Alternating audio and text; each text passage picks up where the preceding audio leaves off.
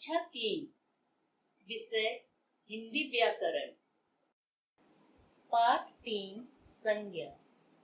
बच्चों, यहाँ दिए गए चित्र को ध्यान से देखो और समझो। यह एक बगीचा का चित्र है।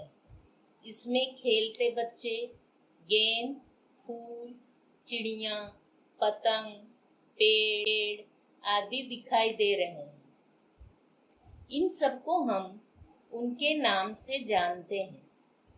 हमारे आसपास हमें जो कुछ नजर आता है उसका भी कोई ना कोई नाम है। व्याकरण में नाम व शब्दों को संज्ञा कहते हैं। सरल शब्दों में हम कह सकते हैं कि किसी व्यक्ति, वस्तु, प्राणी, स्थान या भाव के नाम को संज्ञा कहते हैं। आओ बच्चों, हम इस परिभाषा को समझें। व्यक्तियों के नाम आदमी, औरत, लड़का, लड़की, अध्यापक, किसान, धोबी, ये नाम व्यक्तियों के हैं। अब हम देखें वस्तुओं के नाम। किताब, पेंसिल, पंखा, जूता, दूध, गेंद, छाता, घड़ी, ये सभी वस्तुओं के नाम हैं। प्राणियों के नाम हाथी, बंदर, तितली, चिड़िया, तोता, सांप, चींटी आदि प्राणियों के नाम हैं। स्थान के नाम गांव, शहर, दिल्ली, कानपुर, ताजमहल, नदी, पहाड़, दुकान, रेलवे स्टेशन आदि, ये सभी स्थान के नाम हैं। अब हम देखें भाव के नाम। बचपन, बुढ़ापा, अमीरी, गरीबी, खुशी, सुंदरता, मित्रता आदि। अब हम लोग संज्ञा के भेद के बारे में जानेंगे। बच्चों, विभिन्न व्यक्ति, स्थान, वस्तु, भाव आदि के नामों को उसके गुणों के आधार पर 3 भागों में बांटा गया है और उसी के आधार पर हम संज्ञा के भेद भी जानेंगे। संज्ञा के 3 भेद हैं। व्यक्तिवाचक संज्ञा, जातिवाचक संज्ञा, तीसरा भाववाचक संज्ञा। अब हम देखेंगे व्यक्तिवाचक संज्ञा। किसी व्यक्ति, वस्तु और स्थान के विशेष नाम को व्यक्तिवाचक संज्ञा कहते हैं।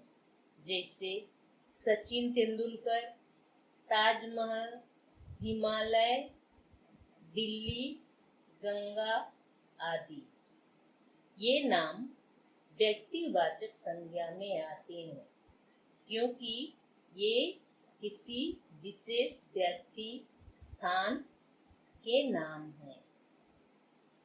दूसरा भेद है जातिवाचक संज्ञा। जिन शब्दों से किसी विशेष वस्तु, प्राणी या स्थान का नहीं परंतु इसकी पूरी जाति अर्थात उस वर्ग के लोगों का बोध होता है या वो प्राणियों और स्थानों का पता चलता है, उन्हें जातिवाचक संज्ञा कहते हैं। जैसे हाथी, गाय, पक्षी, फूल, नदी, पहाड़, किताब आदि।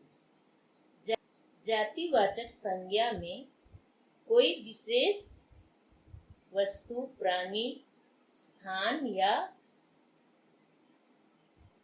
वस्तुओं का नाम नहीं होता है या उसकी जाति या उस वर्ग के सभी वस्तु के लिए, प्राणी के लिए और स्थान के लिए होता है। भाववाचक संज्ञा। जिन शब्दों से मन के किसी भाव का पता चलता है उन्हें भाववाचक संज्ञा कहते हैं। जैसे बचपन, बुढ़ापा, सुंदरता, हरियाली, खुशी, मित्रता, अमीरी, गरीबी आदि। ये शब्द हमें दिखाई नहीं देते हैं और ना ही हम इससे सकते हैं। ये हमारे मन की भावना होती है, अर्थात हमारे मन में जो भाव उठते हैं। बच्चों, मुझे उम्मीद है कि तुम सब संज्ञा के विषय में समझ गए हो। अब हम लोग संज्ञा पर आधारित प्रश्नोत्तर करेंगे। बच्चों, मुझे उम्मीद है कि तुम सब संज्ञा के विषय में समझ गए हो। अब हम लोग संज्ञा पर आधारित प्रश्नोत्तर करेंगे। पहला क्वेश्चन है, निम्नलिखित प्रश्नों के उत्तर लिखें। नंबर का संज्ञा किसे कहते हैं? उत्तर, किसी व्यक्ति, वस्तु, प्राणी, स्थान या भाव के नाम को संज्ञा कहते हैं। हाँ नंबर है, संज्ञा अंतर्गत किन किन नामों को सम्मिलित किया जाता है? उत्तर, संज्ञा के अंतर्गत व्यक्ति, वस्तु, प्राणी, स्थान, भाव के नाम को सम्मिलित किया जाता है। ग, संज्ञा के कितने भेद होते हैं? संज्ञा के 3 भेद होते हैं। अच्छा बच्चों, अब प्रश्न 1, 2, 4 और 7 के प्रश्न उत्तर मैं नोट्स के रूप में भेजूंगी। सभी बच्चे तभी हिंदी कॉपी में लिखेंगे। आज हिंदी कॉपी में नहीं लिखोगे। आज मैं तुम्हें गृह कार्य दे रही हूँ, वह है प्रश्न 3। संज्ञा शब्द लिखें।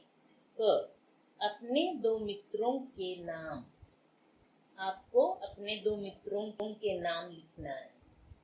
ख, 2 शहरों के नाम। आपको 2 शहरों के नाम लिखना है।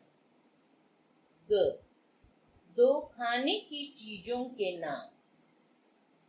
2 खाने की चीजों के लिखना है। 2 पालतू जानवरों के नाम लिखना है।